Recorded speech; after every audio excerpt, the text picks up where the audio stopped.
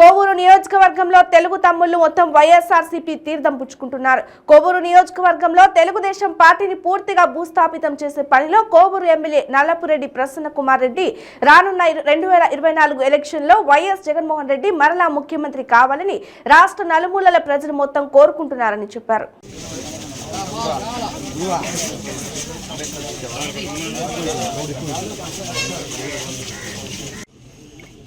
కోవూరు మండలం పాటూరు గ్రామానికి సంబంధించి తెలుగుదేశం పార్టీకి సంబంధించిన వార్డు మెంబర్స్ పోట్ల ప్రసాద్ 6వ వార్డు మెంబరు, పోట్ల రాధమ్మ 7వ వార్డు మెంబరు.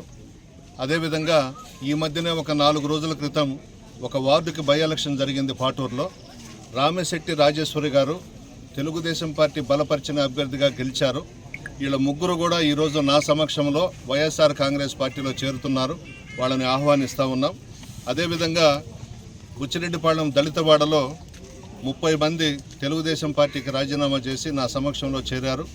అరుంధతి వాడలో కూడా ఒక 30 మంది ఇప్పుడు నా సమక్షంలో పార్టీలో చేరబోతూ ఉన్నారు.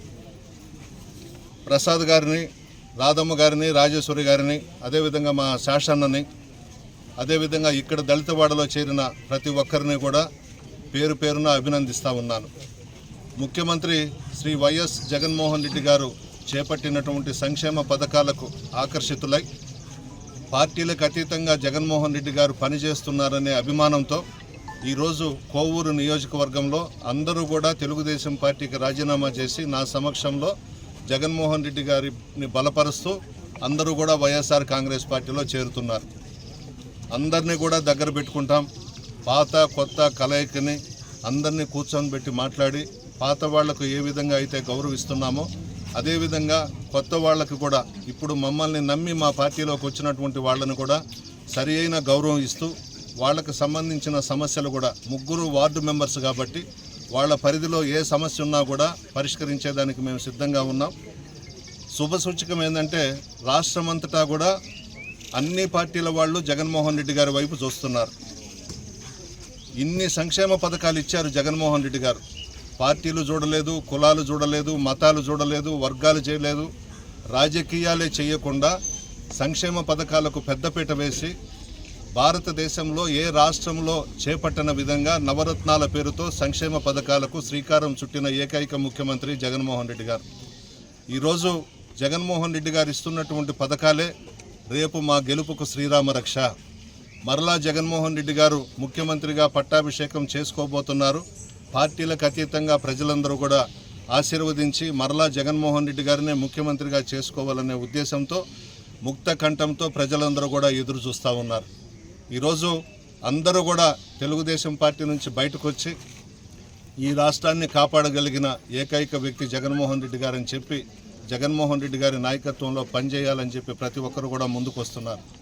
ఈరోజు పాటూరులో 3 వార్డు మెంబర్సు, అందులో 4 రోజుల ముందు బై ఎలక్షన్స్లో తెలుగుదేశం పార్టీ బలపరిచిన రాజేశ్వరి గారు 2వ వార్డుగా పోటీ చేసి గెలిచారు. ఆ పాప కూడా ఈరోజు వచ్చి నా సమక్షంలో చేరింది.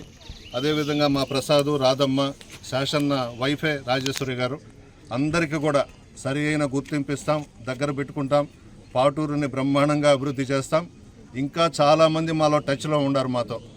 తెలుగుదేశం పార్టీ కోవూరు నియోజకవర్గంలో ఇప్పటికే తుడిచిపెట్టుకుపోయింది. ఆ కొరవ సర్వ ఉన్న 30% కూడా చేరేదానికి మాతో సంప్రదింపులు జరుపుతున్నారు. అదేవిధంగా అందరినీ కూడా పార్టీలో చేర్చుకుంటాం. 26వ తేదీ కొంతమందిని ఇందుకూరుపేటలో తెలుగుదేశం పార్టీ వాళ్ళని చేర్చుకుంటున్నాం. అందరూ కూడా జగన్మోహన్ రెడ్డి గారే కావాలి ముఖ్యమంత్రిగా. ఆయన అయితేనే రాష్ట్రం బాగుపడుతుంది, న్యాయం జరుగుతుంది.